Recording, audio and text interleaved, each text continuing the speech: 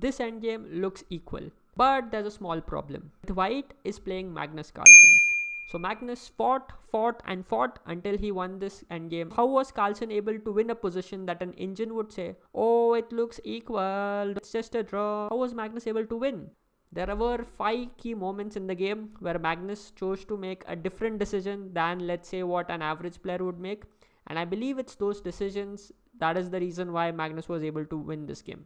I hope you apply what you learned from this video and what you learned from this game. The first moment, White has 6 pawns, Black has 6 pawns. White has a light squared bishop, Black also has a light squared bishop. Both the kings are still very far away from action. Both pawns are on the same flank. So it looks like a completely equal position, right? But you have to recognize one important feature in this position. And that is, Black has these 2 weaknesses on a6 and b5. And these are fixed weaknesses, meaning that this a6 pawn cannot go to a5. Similarly, this b5 pawn cannot go to b4. It could get captured, okay? So these are fixed weaknesses. And White has a light squared bishop. So this light squared bishop, if it manages to, let's say, get inside the position, it could suddenly start attacking these 2 pawns. It's very easy for this bishop to attack these 2 pawns. So we can say White's bishop has attacking opportunities, has attacking targets. Whereas Black's bishop, it doesn't have attacking targets. Like all the queenside pawns of White are on the dark squares and this bishop is on a light square, which means in its entire life it's never going to go on a dark square. It's never going to attack all these pawns on the dark squares. You might say that isn't this bishop attacking this pawn? Well, it is, but this pawn can instantly move. So can this pawn. It's not a fixed weakness. Right now it's on a light square. 2 moves later it will be on a dark square. Like this. Because of the fact that Black has these light squared pawns fixed, which are fixed on the light squares, that gives White a very, very small hope to play for a win in this position. And this is where if your opponent offers you a draw as Black, you shouldn't take it. If you have watched this video till now and after this, if you go and take a draw, please, like, you have not applied what you have learned from this video, okay? You have to keep fighting in this, okay? By the way, if you like the tip, please subscribe. Carlsen played f4. Black brings his king forward. Carlsen plays king f2. Carlsen is playing for a win. King d6. And now b4. Bishop d5. g4. Again, now it's about getting your pieces onto better squares, starting to push your pawns. Alireza plays h6. And now in this position, Carlsen plays the move g5. So that he has this square for the bishop to come here. Alireza takes. Carlsen takes. Alireza plays c5. From Black's perspective, Black wants to get rid of all the pawns because White cannot checkmate with a king and bishop. For White, 1 pawn has to remain standing at least. So c5 happened. King e3. C into b4. C into b4. And now if you see, these 2 weaknesses on a6 and b5 are fixed. They cannot move anywhere. So this means this White bishop always has a target on a6 and b5 to attack. Alireza played king e5, h4, g6, and now Carlsen decides to go inside the position with bishop g4. He wants to bring his bishop to c8, but Alireza drops back the bishop. And this brings us to the second important moment of this match. Okay, now first of all, you don't want to trade your bishops, okay, because this is the only piece that can attack all these weak pawns here. Why do you want to give away your super powerful and strong bishop for, let's say, Black's bishop, which is just looking into thin air? So of course exchanging is not an option. Now what many players would do is they would play a move like bishop f3. They'll say, okay, I'll go here and I'll attack the pawn. Very smart. But Black also plays bishop to d5. Now what will you do? Now again, if you capture, it's not a good deal. So again, you have to do something with your bishop. If you move your bishop here, the bishop falls back. And this is how the repetition happens and the game ends in a draw. Carlsen decides to fight. He takes each and every chance to play for a win. And this is a skill that you want to develop if you want to win such practical endgames. Okay, super important skill to develop. By the way, like the video if you like the tip. Okay, so in this position, after bishop to e6, Carlsen decides that he wants to fight no matter what, and he plays the move h5. Now once again, Black cannot take this bishop because after h6 there is nobody stopping the pawn. It's becoming a queen very, very quick. So after h5, black has to be alert while defending. Okay, because he knows Carlsen is coming down at him. Carlsen is really pushing to win. Okay, but as it turns out, h5 is a pawn sacrifice. Alireza takes, Carlsen takes back. Alireza plays the move king to f5, hitting this g5 pawn. Now Carlsen plays bishop to f3. Now this bishop is going to b7, and from b7 it's gonna keep and attack these pawns.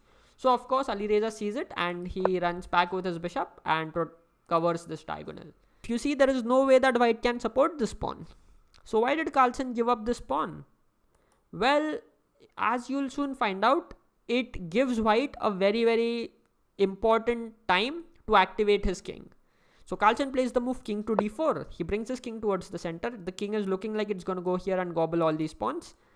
Alireza captures. And now in this position, white plays the move king to e5. He gets his king on a very, very active square. Black is up a pawn.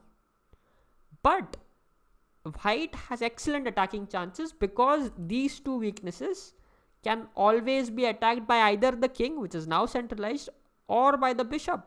Because of white's active pieces, it's white who has a little bit of a chance to fight for a win here. Alireza decides to push his pawn with f5. Now this king knows, okay, he's starting to push his pawn. Now I should go to d6 and try to go king c7, king b6. Alireza pushes his pawn to f4, and now the white king comes back to e5. This white king pretends that it's going on the queen side, but after this pawn comes, it comes back to the king side. It comes back to the center. What is happening? When you're thinking about plans, always be flexible. Okay, don't be single focused or tunnel vision. Now black is in a zugzwang. If they move their bishop, like say if they move their bishop to g4, all of a sudden this bishop comes here and gobbles this pawn. Like you play f3, white will gobble this pawn, f2, white will gobble this pawn, and all of a sudden this bishop controls the square and white is completely winning. These two pawns are going to go and become a queen. So after king to e5, what should black do? Black cannot move his bishop, black cannot move his pawns because the pawns are blocked. So black has to move their king, but they cannot move their king here. They cannot move their king here. They have to move the king back, which means they're going to lose the third pawn. By the way, here Alireza had to play after f4 king d6. He had to play king f4. If this bishop moves, now you play king e3 and you basically push the black pawn. This was the best chance for Alireza. Of course, in a game, it's not so easy. King g6 happened. White king gobbles the pawn, and this is a winning position for white because again these two pawns are forever a weakness. Black king tries to run here to guard this pawn to get to the queen side, but now the white bishop comes to d5. It stops this black king from running away to this square as quickly as possible. Now the funny thing is the black king cannot make it to c7 without some form of concession. Let's say black decides to go king e7, the white king comes forward. Anytime you move the bishop, this bishop is going to come here. Black cannot go king d7 because after this check, this is a winning king and pawn endgame for white. The king is very active, so that doesn't work. And if black decides instead of king d7 to go to king to d8, the white king comes to d6. And again, this king just cannot come here in time. And the moment the bishop moves away, boom. In the game, Alireza played the move bishop to d7. Carlsen put his bishop on b7, king e6 happened, king e4 happened, king d6, and now Carlsen here very bravely takes this pawn on a6. Now you may say, isn't this bishop getting trapped after king to c6? Many players would be afraid of this. By the way, this didn't happen in the game, but if let's say king c6 were to happen, Carlsen knows that there is a way that he can get out this bishop. It's not trapped. He plays the move king to e5. And this king does a rescue operation from f6, e7, d8 and gets his bishop out from c8. So like bishop h3, king f6, bd7, king e7. If the bishop goes to h3, king to d8. And this bishop is coming out like this. Carlsen is very resourceful. He knows after bishop a6, the bishop is not being trapped. So black gives bishop c6 check. Carlsen puts his king on d4. The bishop goes back. And now Carlsen simply decides to run away, get his bishop out of that corner. Black plays bishop d7. Carlsen plays bishop f3. So Alireza played the move bishop c8. Now Carlsen took aim at this pawn. Now how is Alireza going to defend it? Alireza played the move bishop to d7 to guard it. And now Carlsen just makes a very nice waiting move, knowing that black's options are very, very limited. Carlsen plays bishop to d3, asking this bishop where is it gonna go. If it moves away, it cannot leave this diagonal. If it, let's say, moves here somewhere, it's gonna lose this pawn. Okay, if this king, let's say, moves back, then again this king is coming forward, so black cannot move the king either. So they have to basically make a move with the bishop. Alireza played a bishop c6, but after this Carlsen played the move bishop to e4, final confrontation, and after this Alireza resigned, because if you, let's say, move the bishop, this pawn is gonna run and become a queen, and let's say if you gobble this bishop, king takes, this is a winning king and pawn endgame. Okay, because let's say king c6, the king will go forward, king will go forward. King and pawn endgames, if you have seen my previous videos, you'll know they are very decisive.